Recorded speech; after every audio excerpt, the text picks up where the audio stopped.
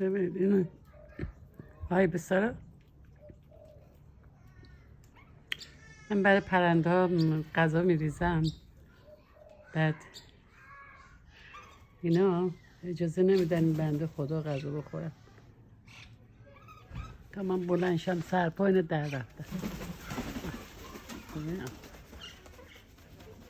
ولی وقتی که میرم توی خونه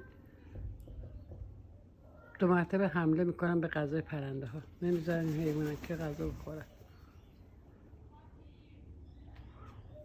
چون پشت حیاط من غذا میریزم برای پرنده ها.